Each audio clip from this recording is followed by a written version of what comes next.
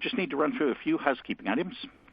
If you would like to submit a question at any time, which we strongly encourage you to do, just look for the question field to the left of the slide window. Type your question in there and hit submit, and we'll get to as many of those as we can at the end of the presentation.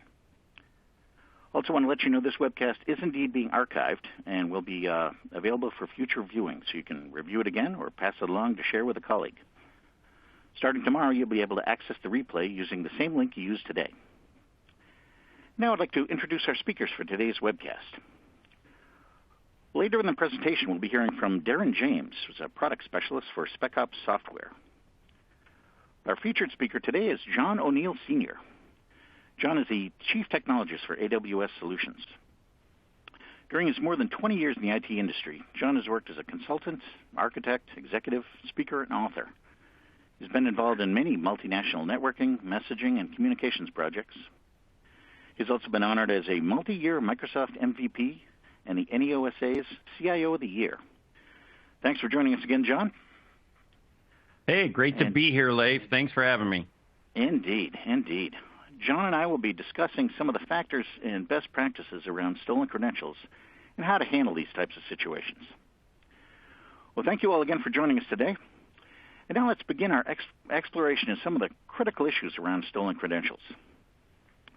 Now, John, what can organizations do to prevent credentials being stolen in the first place? I mean, how do they get ahead of this?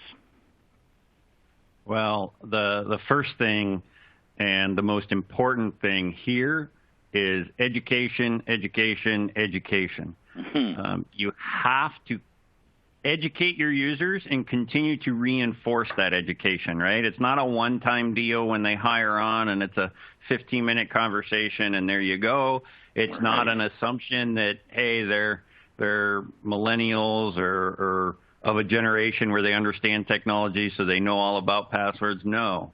Passwords and security in general is constantly evolving, just like technology as a whole.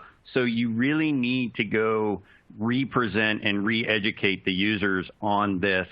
And that, in my experience, will provide more dividends, pay more dividends than all the technology changes you're going to make. Now, once you've got a great educational program in place, then there are a number of things you can do to prevent credential theft. And, you know, that includes everything from hardening your Active Directory to refining your password policies, your security policies, to, you know, hardening your network defenses, your firewall, things like that.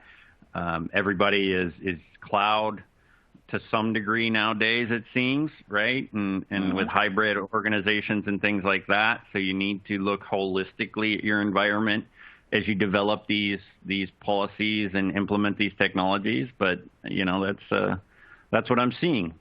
Yeah. It's certainly a moving target, that's for sure. It's not something, you know, a fire and forget situation, as you say, for sure. Now, you're talking about setting up like a regular program of education? You know, like every absolutely. Once a month password seminar or something like that? Yeah, and it doesn't have to be in person. It doesn't have to be complicated, right? You could assign somebody on the IT team to create a internal blog where they you know, post education in a written form. You could do a Skype or GoToMeeting kind of thing, you know, an internal webinar, or you can do in-person trainings or one-on-one trainings. The important thing is that you figure out a plan. You develop that plan with input from the entire team, IT and management and everybody else, so that nobody ends up saying, oh, well, you know, you always do it at a time when we can't attend or things like that. So you have to incorporate the organization. And then you just make it a regular ongoing thing, and it becomes muscle memory. Yeah, there you go. Yeah, establish it and reinforce it. Sounds good. All right. Well, regardless of, you know, any preparation organizations can do, it is going to happen eventually. But what are some of the telltale signs that an attacker is actually using stolen credentials? You know, how can an organization tell they're being targeted?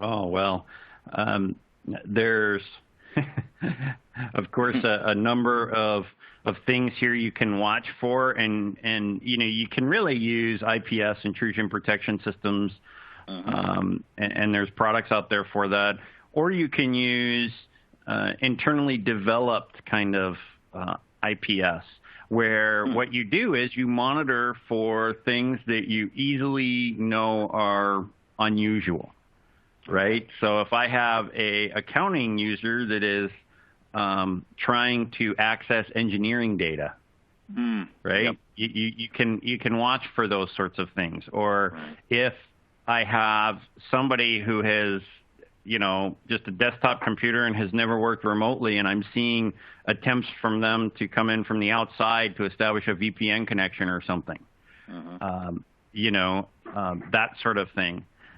You also want to look for unusual levels of quantity of access is, I guess, what I'm trying to say here, where if you normally see, if you look and you see, hey, on a normal day there are 100 different connections to this resource, and all of a sudden in one day you have 10,000 connection attempts, you probably have something going on that you should dig deeper into. Right. Okay, yeah, some good red flags. Yeah, I suppose, any organization would have these regular patterns of access, for sure. So hopefully shouldn't be too hard to flag. All right. Now, thinking of some other defensive tactics, should organizations employ a password blacklist? And if they do, how does that help? Absolutely. In fact, don't take my opinion on this. Listen to NIST, the National Institute of Standards and Technology. They specifically recommend, in their most recent publication on the matter, the use of password blacklists to prevent attackers exploiting predictable passwords. Yeah. Because the fact of the matter is that research has shown, and we're in IT, we're data-driven, right? So research is our friend. Yep. Research has shown that users will, if allowed, create predictable passwords. Stereotypes don't become stereotypes because nobody's doing it. Good point. Yeah. So, the common password of password, or password 1 or password 2, or, password with numbers instead, the number 3 instead of S's, all those things are out on password blacklists because loads of people have used them. Still use them, yeah. And I know we love to think of ourselves as creative, and when we do password 3, we're like, oh, nobody else is gonna do that or that sort of thing, but they do. Yeah. And the number one method that has proven itself to prevent against predictability is using password blacklists. And you want to use, not necessarily a blacklist developed by your buddy at the local IT shop. You want to use regularly updated, reputable password blacklists. These are lists that won't have 10 or 100 known passwords, but they will have, tens of thousands sometimes. Yeah. And can companies customize them as well, add to them if there's things they see, patterns they're seeing of, absolutely, and lots of technologies will allow you to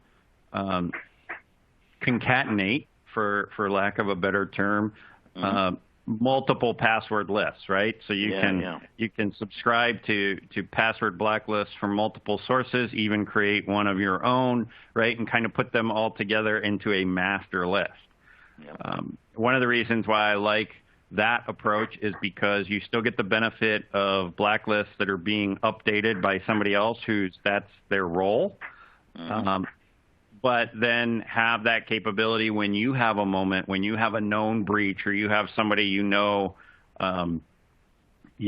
has admitted to using the same password in their Active Directory environment as they used for their local ice cream shop rewards program. Yep. You can put that in your own list, and it's now blacked out for all the other users. because I have seen that. I have seen users in a department share a password so that everybody knows what the other person is using and can log in as them. Unbelievable. Yeah. It's mind-boggling that people would still even do that and use... It is. But the reality is a lot of particularly smaller and mid-sized organizations aren't really willing to, let go a good employee who's producing positive, profitable results just because they won't listen to an IT policy, right? When they look at that ranking, that's what happens. And so if employees get the feeling that, hey, there's no consequence to my action, then they will. Right ahead. You got it. All right. Well, speaking of other kind of defensive maneuvers, multi-factor authentication is certainly a popular one. How do you feel about that? Do you think organizations should indeed use multi-factor authentication, and how does that help? MFA is a must if you want proper credential security, right? It's no longer optional. It's something that you absolutely have to be doing. Just going from 1 to 2 factors from the security triangle really reduces the likelihood of a successful identity breach. And when you get beyond 2 factors and get into 3 factors, and for just in case there's somebody out there that isn't familiar with the security triangle, what we're talking about here is something like a password or a PIN, something you have, like a token or your cell phone, that sort of thing, and something you are, right, a biometric, so a fingerprint, a retinal scan, hand geometry, whatever you want. Now, you can have multiple factors from each of those areas. So you could have a password and a PIN. You could have a password and then a USB token as well as an authenticator app on your phone, right? You could do both a fingerprint and a retinal scan. That's what we always see in the movies. Right. Although that's very James Bondish. There's not a whole lot of companies that are going to make that level of investment in hardware. Right. Particularly if all they're protecting is some accounting data or something like that. Not that accounting data isn't important. It's just that the cost-benefit analysis isn't going to really prove out using retinal scans and DNA analysis.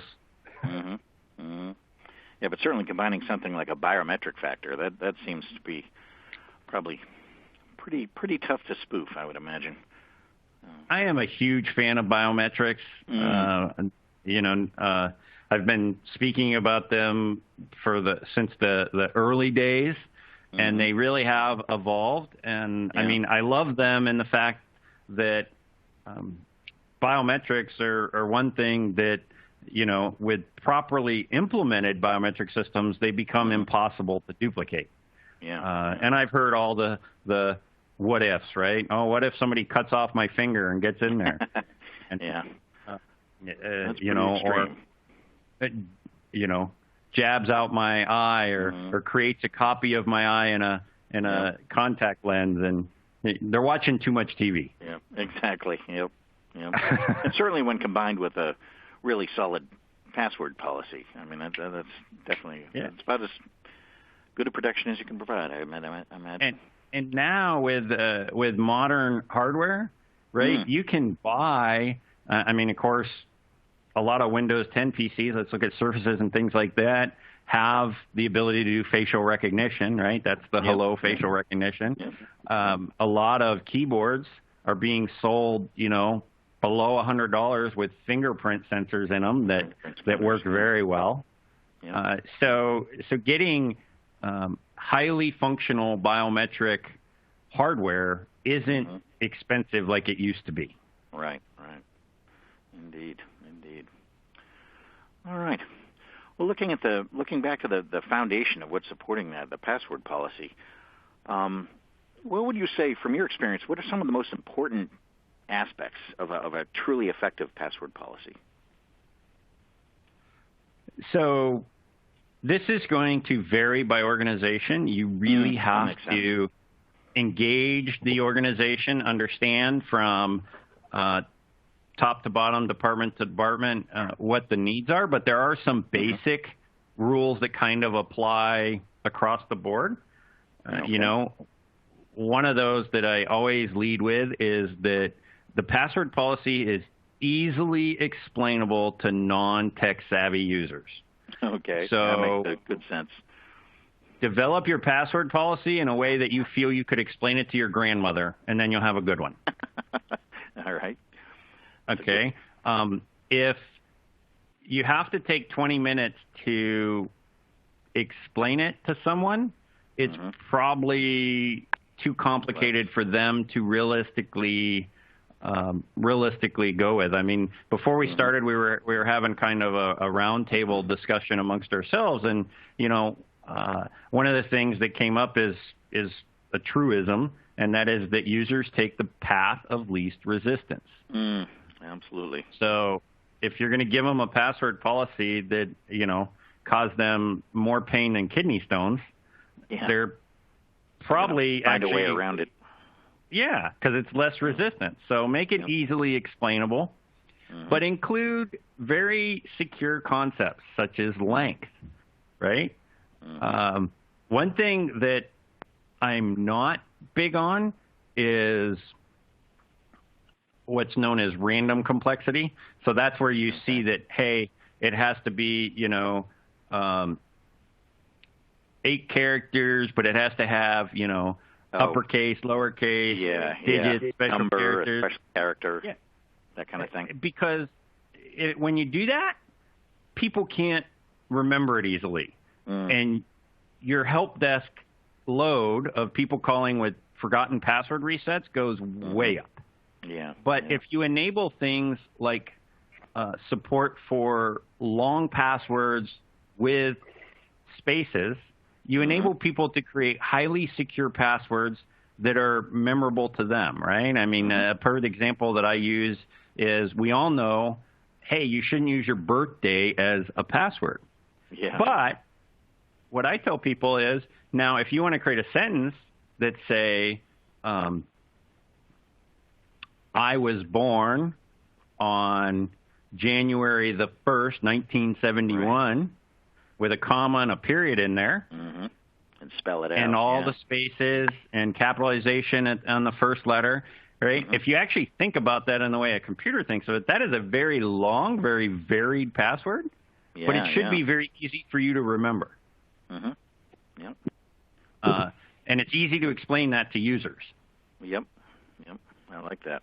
That makes perfect. Another suggestion that I absolutely put in here as part of a password policy isn't really part of the policy, but it's part of your ability in IT to support the policy, and that's really look into self-service password reset capability. So SSPR, if you have Azure AD or you even have hybrid with on-prem AD and Azure AD, you know, the current iteration of Microsoft's SSPR is pretty easy to set up, and it's very easy for users to rely on. Microsoft has even created end-user training videos on how users can do it. So, you know, you can take these template emails from them and send them out to your user base, and they can watch these training videos and do everything. So it's very low investment to deploy, but it pays dividends when somebody does forget their password. They can actually reset it on their own without calling into IT. And that would take a huge burden off the help desk for sure. Indeed. All right. Well, in your work and your experience with some of the companies you work for, and you work for all sorts of companies and different sizes, companies and different nature, different industries, what are some of the more common mistakes you see companies making when they're putting together their password policy? Well, you know, I'm an IT pro. I've always been an IT pro, and I have that camaraderie with all other IT pros. But I also call it like I see it, and IT pros, IT departments often create policies in a vacuum, and they become inconvenient and difficult for users to implement. That's what I've mentioned a few times now, right? And that's particularly true within a non-technical user base. So, if you work for an organization that has a user base who is all very creative, say you work for a marketing firm, right? And they're focused on producing, visual communication and messaging for customers and things like that. They're not really focused on the technology that lets them do that. And it doesn't matter if they're amazing with Adobe Illustrator or that sort of thing. Their strength is in their creativity, not necessarily their technicality. And particularly, if they're of a certain age or generation, technology has never really been a critical facet to getting to them to where they are. So you need to go back to kind of what I was mentioning when we talked about preventing them being stolen in the first place. Practice what I call the 3 E's, which is empathize with your user base, examine what they're doing, and then educate them on how they can do it better. All right. I like that. That's a good way to frame it. Indeed. All right. I know I've heard of some organizations also kind of backing up what they're doing by conducting a password audit. But what exactly does that encompass? What exactly is a password audit, and how should an organization proceed when they're conducting one of these? So with a password audit, we're really kind of looking at that middle E that I just mentioned. We're looking at examine. Examine, right? Yep. Yeah, you know me for quite a while now, Leif. You know how I love aphorisms and idioms and that sort of thing. And so the one that I rely on here and have for years, you've heard me say it before, is you cannot manage what you cannot measure. Yep.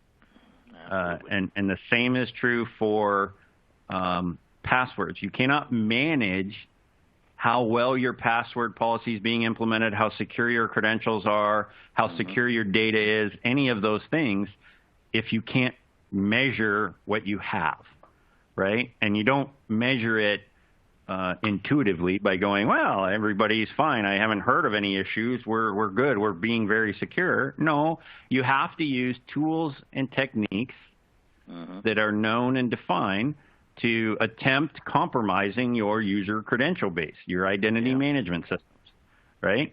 And then you use that collected data to implement change. And that change can come in the form of improving your policy, implementing new technology, and educating users. I will mention that there are 2 types of audits. There's internal, conducted by members of the internal IT team. Okay. And then there are external audits where you pay an outside firm to conduct this for you. They both can provide valuable insight. Of course, an internal audit is much easier and less expensive to kick off and get going. But an external audit is typically done by somebody who, one, has no knowledge that may skew their auditing, and also provides kind of a clean assessment, right? I mean, one thing about it is that sometimes we can get a little defensive, right? We're in IT. We're responsible for these systems and these policies and things like that. And it's just natural that we might get defensive about the possibility that there's errors in the machine. So sometimes an external audit is valuable to the organization because it flattens that out. An unbiased view. So. Yes. Yeah. All right. Sounds good.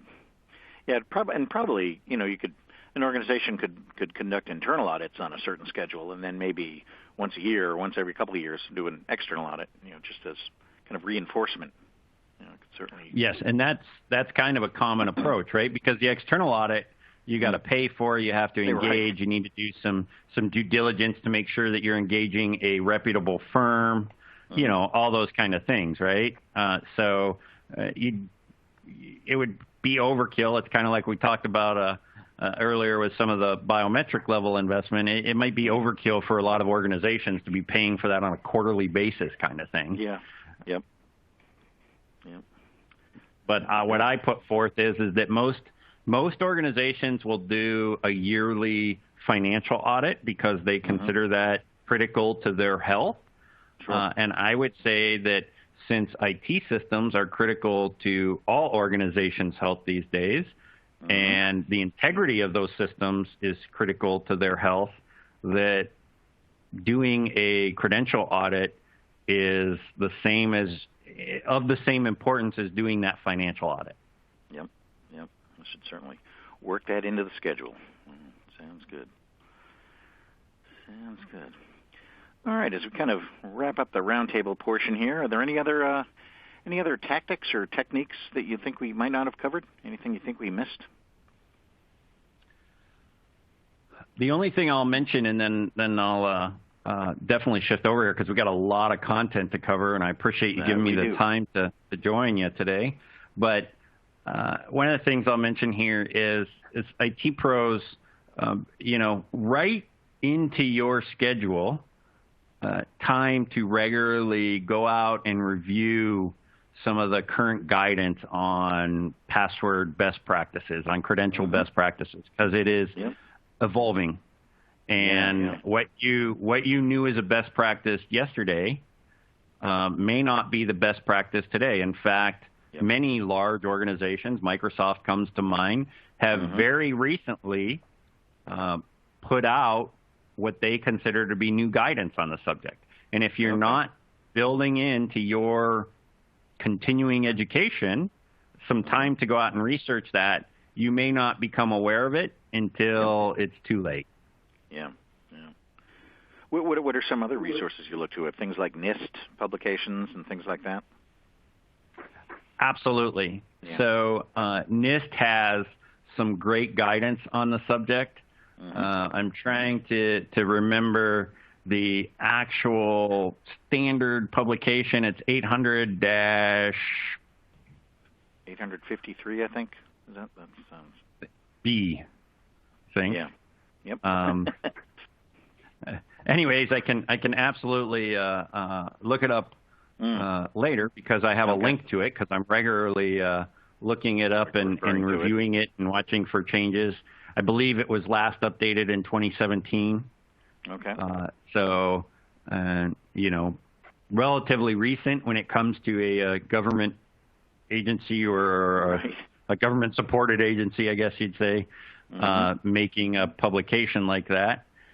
But it has a lot of great guidance in it in terms of password complexity and things like that. And you got to remember that guidance is accumulated over much research, right? So we're being data-driven here. Another is, companies like Specops that are joining us today. They're live in the field, seeing organizations across the spectrum. So from government to private industry, from not-for-profit to, small mom and pop. It doesn't matter. They're kind of seeing all of that. So they get a unique perspective. And, most of those companies are very willing to publish that information so that others can improve. Yep. And of course they're in business to make money and provide solutions. But as everyone knows, all the best companies do that by providing awesome products, awesome information that deliver on the promise. Yep. Levi's made a whole heck of a lot of money because produced pants that delivered on the promise of durability and comfort and those sorts of things. So lean on the experiences of those companies and the information that they're putting out there. It's what I do, and I share that with my customers. Absolutely. Makes perfect sense. All right. Well, thank you very much, John. Those are some great insights. And now I'd like to hand things over to Darren James, who will tell us a little bit more about Specops' take on stolen credentials and how to deal with that. Take it away, Darren. Thanks very much, Leif, and thank you very much, John, for answering those questions. It's good to hear, as I mentioned earlier, that we're all on the same page here. So it's good to get that message out. So my name's Darren James. I'm over in the UK, based in the UK. I've worked in IT for 20 plus years, very similar to John, in all sorts of roles. I've worked for energy companies, retail, and I've worked for Specops for the last 10 years. Love every minute of it. It's a great company. We've got offices over in Sweden, the UK, soon to be Germany, and also in the US and Canada, on the east coast of the US and Canada as well. We specialize in authentication and password management solutions, and also desktop management. So really, we're a group policy company. Everything that we do is based on using group policy and Active Directory to improve the password management experience with your users and your admins, and also if you look at the desktop management, to improve things like OS deployment and application deployment. But we're not here to talk about that today. We're going to focus really on our password policies. So what I'd like to do is maybe look at some of the rules or some of the new guidance that's come out from NIST and the NCSC, the UK equivalent of NIST. And these are the subjects that they mainly talk about in the documentation that you see out on the internet today. So longer, more complex passwords are obviously stronger. It's just plain basic mathematics. But of course, there's always that balance. And again, John talked about it during his presentation or during his answers. So the guidance really is to try and reduce the burden on users and encourage them to use longer passwords. So things like Specops password policy, you can reward users for setting a longer password. So you can say if you set a 9 to 14 character password, well, you've got to change it every 35 days, 40 days, whatever it might be, every 90 days. But if you set a 15 character above, then you can keep it for a lot longer. So again, using that kind of encouragement means you get less pushback from the business, and hopefully a better password environment in your organization as well. And also with complexity and with length, you also need to look at the user groups that you have around you. So not all users are born equal. You've got someone who might work on the reception desk, and you've got a domain admin at the other end, and they all have different levels of access to various pieces of sensitive information within your network, or various systems with various levels of sensitivity. So you might find that your regular users might not need such a good password or such a short expiry time compared to your domain admins. And then also don't forget about things like service accounts. A lot of the time that service accounts are a big, juicy target for hackers, because nobody ever logs in with those things. They normally have a password that's set to never expire. And again, depending on the admin, it might be a pretty easy password. They may have repeated that password across various service accounts as well in the past. So you might be able to compromise one service account and effectively compromise lots of others as well. So don't forget about things, static accounts like service accounts, and being able to protect those as well. And yeah, I've kind of covered it there as well. Expiry should vary across different users and groups. Absolutely. The same as with complexity, you might need stronger passwords for admins, less strong ones for users, but pick the policy that is right for your users. And again, you might find some users, if you have to abide by PCI DSS rules, for instance, they might have to have their own specific password policy that covers that particular requirement, or HIPAA. I know in the US that's a big one in healthcare as well. So they may have particular rules that they need to adhere to. But rather than enforcing those on everybody, you can apply those to individual users. And again, with Specops, you can do it all via group policy, not just Microsoft's horrible fine-grained password policy that they've had in place since 2008. You can actually link proper group policies, link them to users, filter them on groups, just like you can with any other GPO. So it's a much nicer way of doing it. And of course, one of the other things that was mentioned in some of these documents is that you can set users' passwords to never expire. I feel very nervous about explaining that to my customers when they talk about this, when they've read about this. I don't necessarily think that's a very good piece of advice at all. Sure, if you've got other checks and balances in place, so if you've got a blacklist and if you've got the ability to detect unusual logins, you might want to consider letting users keep them for longer. But again, it depends on the user group. But also, what's a great password today might not be a great password tomorrow.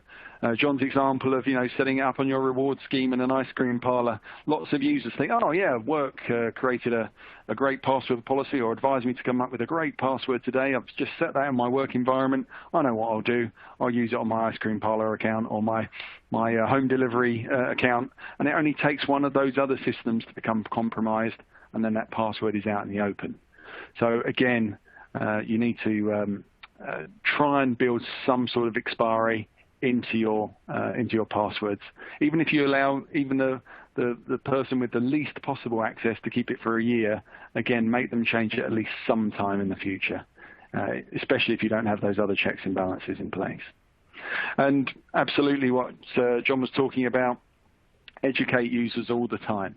So it's not just a one shot. You should be thinking about, doing a security bulletin on, corporate presentations, and always reminding users that it's not just, their account that becomes compromised if a password's leaked. A hacker only needs one gap in the network, and then he can harvest usernames and perform all sorts of other attacks from that particular access point or that particular attack vector.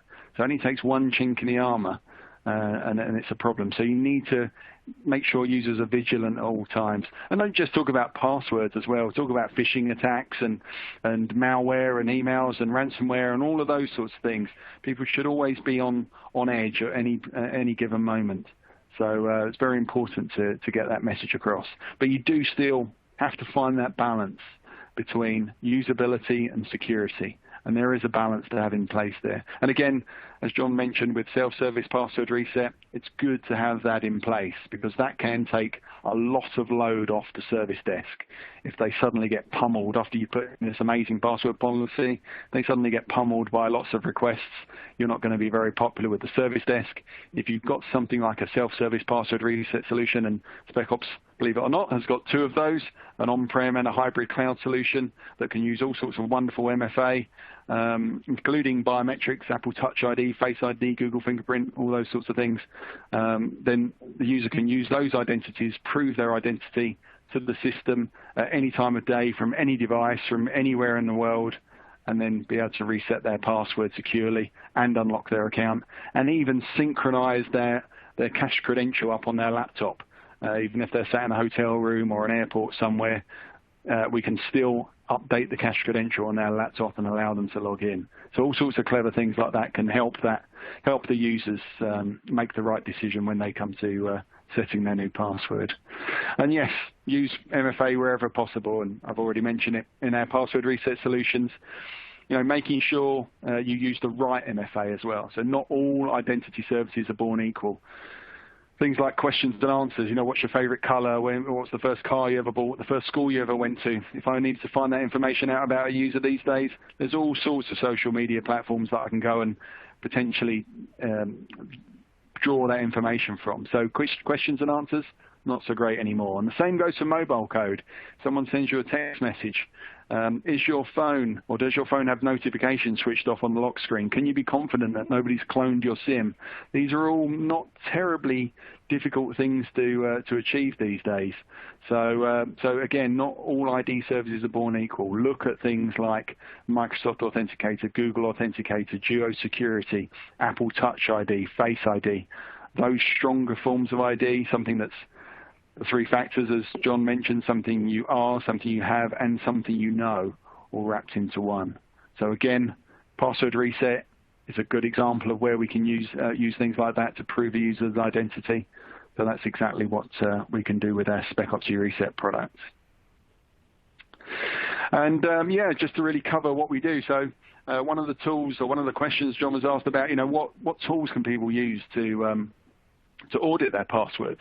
We actually have a free tool called Specops Password Auditor, which you can download and then look up your users' Active Directory passwords. It doesn't expose the passwords, don't worry about that, but it will compare the NT hashes of your users' passwords against the 1 billion passwords that we have in our Blacklist Express database. So these are all of the passwords that have been leaked for or discovered on Have I Been Pwned, plus another 500 million that we found that aren't on the Have I Been Pwned website. And that list is growing all the time, so we update that database on a regular basis.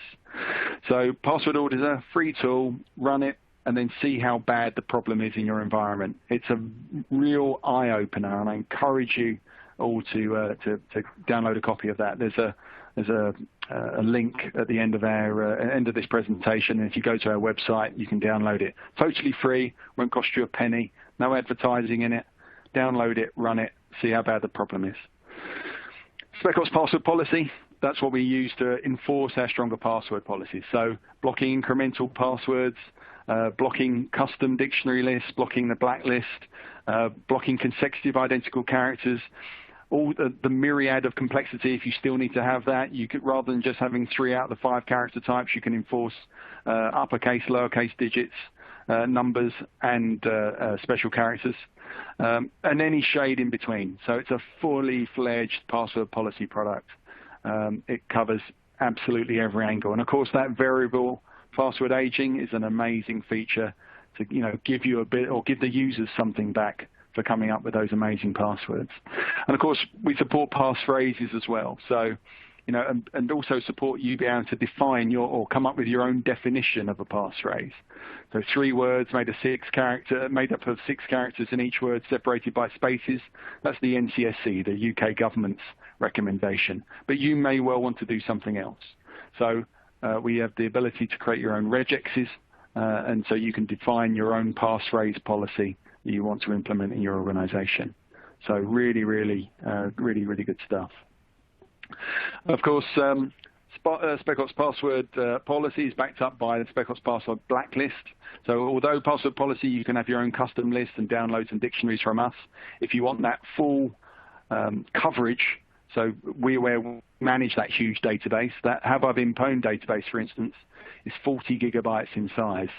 And so coming up with your own password filter to block those particular, or to use that particular database, isn't a trivial matter. So what we decided to do with Blacklist is to take that on and come up with our own 80 gigabyte database. We manage that for you. We keep it constantly up to date.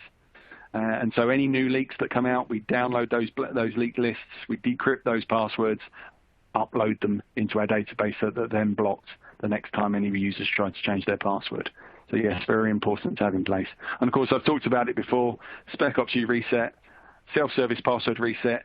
It even does, you can have some additions with U-Reset as well, so you can even authenticate users into Office 365 over and above what Microsoft provides, and also allow you to recover encryption keys from your hard disks. Again, slightly off topic, but goes to show you what you can, once you've got a good authentication platform with something like Specops Authentication, you can do the Specops U-Reset, the password reset, you can do Office 365 authentication, and do things like recovery keys from BitLocker and Symantec and soon to be McAfee and things like that. So an important holistic approach to password security, I think you'll agree.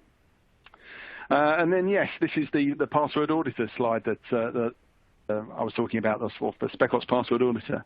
So password auditor will scan your Active Directory. It will show you blank passwords, compromised passwords, duplicate passwords, as well as producing reports on when people's passwords are going to expire, what admin accounts you have, if you have any stale admin accounts, so that's admin accounts that haven't logged in, what password policies you have in your environment, and whether they're compliant with PCI or NIST or the NCSC or Microsoft requirements as well. And all of these little windows you can drill into and export reports from. And there's the link that I mentioned at the bottom. And I think, Leif and John, that is all from me. Hope that's okay. Okay, fantastic. Thank you very much, Darren, and thank you again, John. That was a great list of password advice you had there, Darren. I like that. Just want to quickly remind everyone there is still time to submit a question if you'd like. Just look for that question field to the left of the slide window And we'll get to as many as we can right now. All right. Well, it certainly seems like the weak link, if you will, is always the user. Getting the users to conform and adjust and comply. And so this first question here, they ask, would it be more secure to use a password manager, something like LastPass? What do you think, Darren?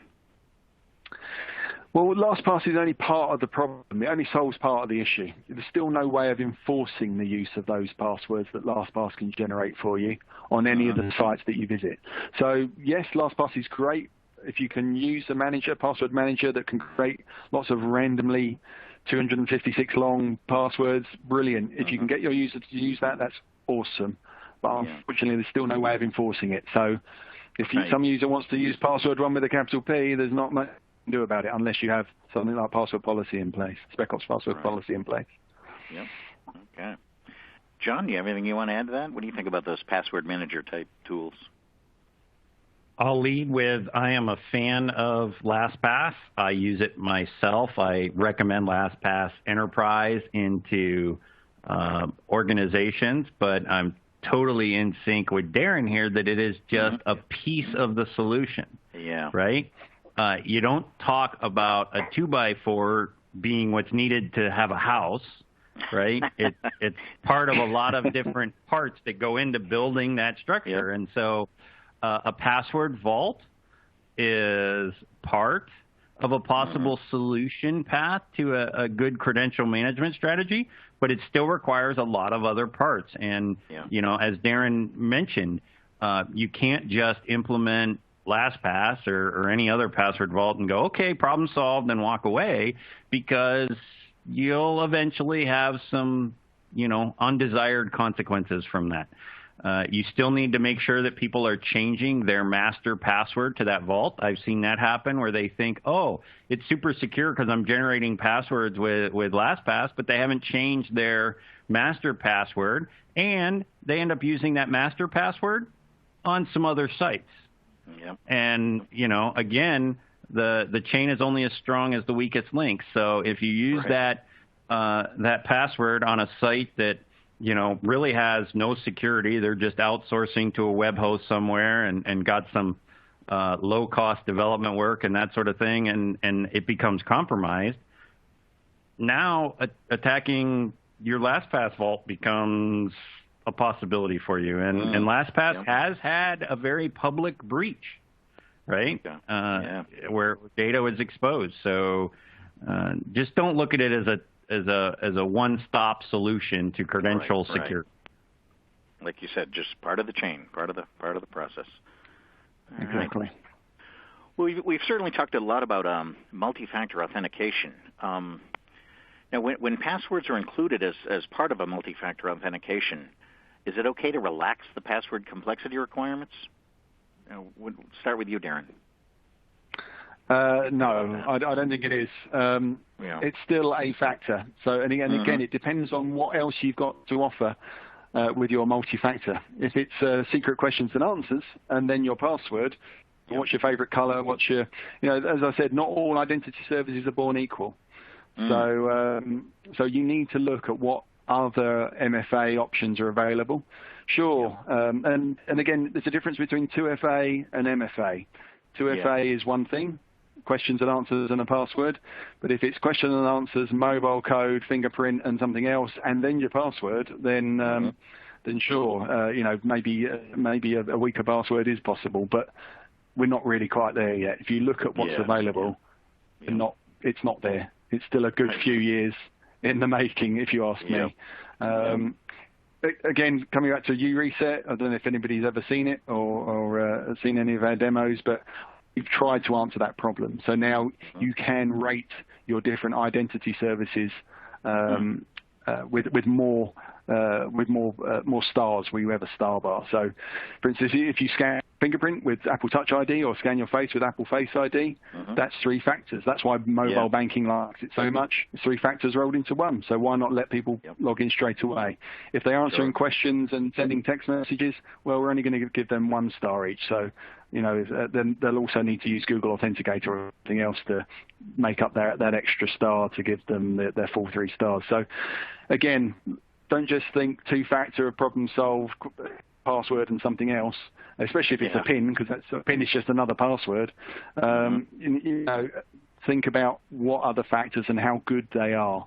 And then if you've got the right pieces in place, then sure, maybe. But I still think, trying to encourage users to go for passphrases, which aren't necessarily more complex, but just longer, providing you get that education across. 3 random words mean something to you, nothing to anybody else, doesn't have to be complicated, then sure. I think, you're in a good place.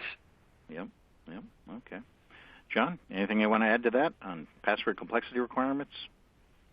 Yeah, I'm a firm believer that this is a quid pro quo kind of a situation, a tit for tat, a give and take. And I mentioned earlier, I'm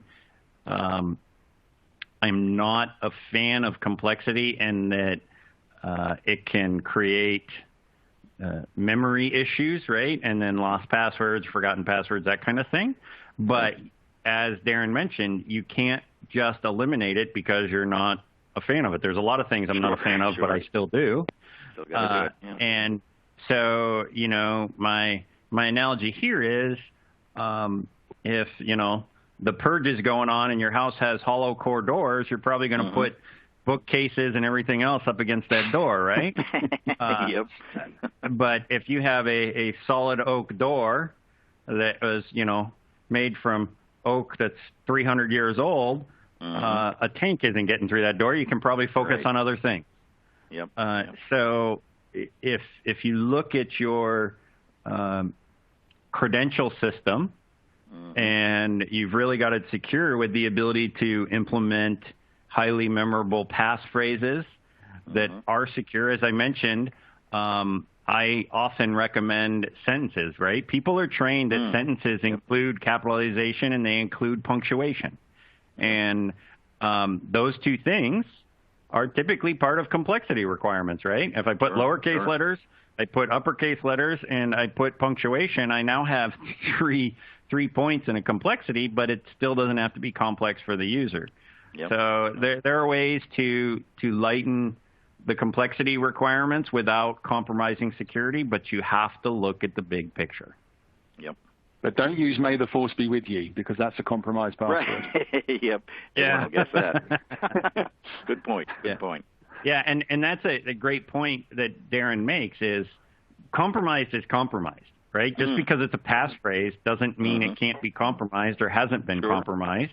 Yep. Somebody could create the most secure password whatsoever, put it on, put it in target system 8 years ago, and it would be out in the open now. You can't just look at a password and go, hey, it's secure. You have to be looking at blacklists and that sort of thing. Yep. It's a moving target, indeed. All right. Well, speaking of that, I mean, once an organization is aware that credentials have been stolen, what should they do then? How do they shut the door or prevent those from being misused again? What do you think, John? Let's start with you. Well, this is, I kind of liken this, and again, my affinity for analogies, sometimes good ones, sometimes bad ones.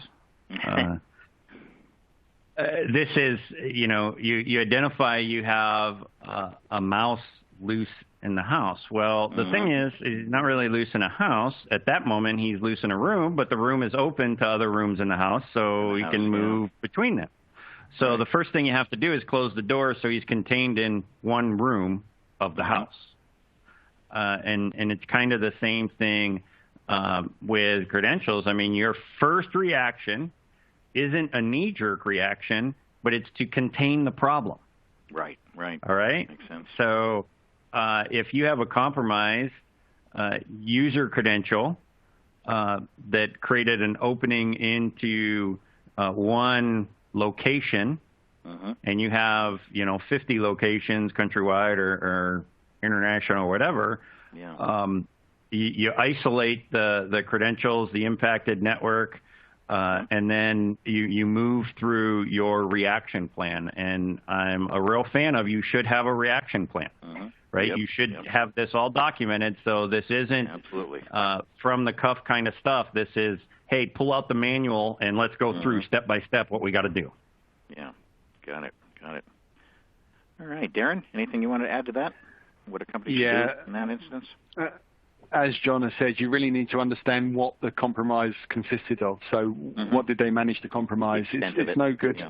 It's no good just telling everybody to change their passwords, because if they put a backdoor in somewhere, then you need to try and find that. So isolation and then going through that kind of recovery plan of some kind. Obviously, one of those parts will be eventually getting everybody to change their password, because if they've compromised your Active Directory and downloaded the entire database, if they've got less than 14 characters in the password, you're going to crack it in a couple of weeks. So run it on a fast enough PC, it's gone. So everybody's password is then compromised. So, and even things like dumping the memory from the local workstation that's been compromised, that's going to have the landman hashes in it. So there's lots and lots of attacks that can be that can be done. So again, making sure you've got full disk encryption enabled on certainly on all your mobile devices, even if not on your desktops.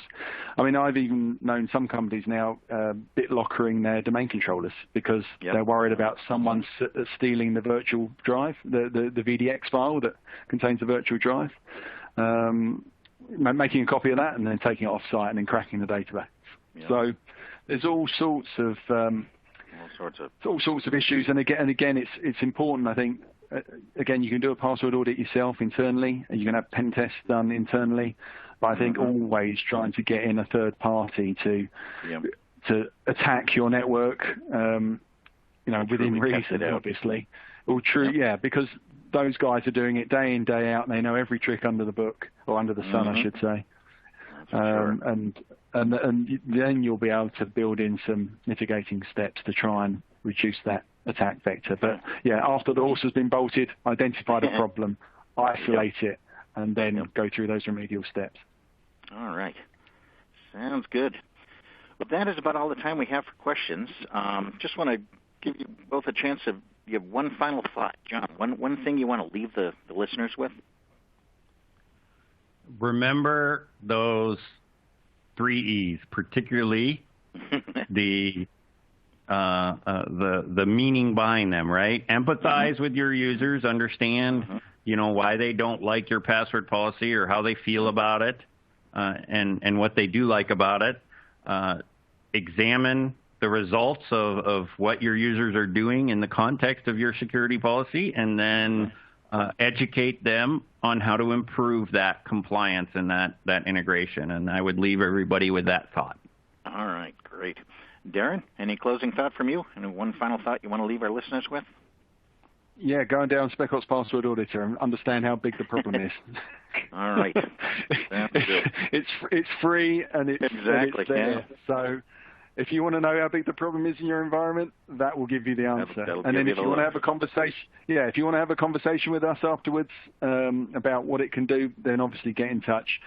I've done this worked for Specops, as I say, for 10 years. I've spoken to all sorts of different shapes and sizes of business in Europe, the US, all over the world. I understand the problem deeply, or we understand the problem deeply, whether you speak to me or not. That's a different thing.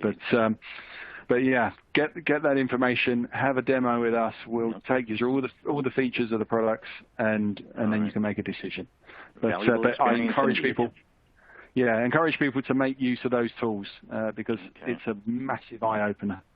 Yeah. All right.